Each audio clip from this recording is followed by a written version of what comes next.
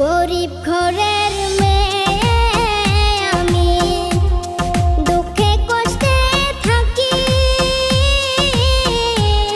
Soil না মোর এই কপালে, সাদের এই পিরিতি সই গো, সাদের পিরিতি।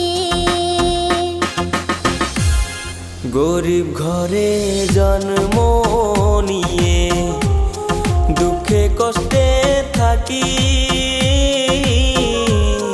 সইল না মোর এই কপালে, সাদের এই পিরিতি সই গো, সাদের পিরিতি।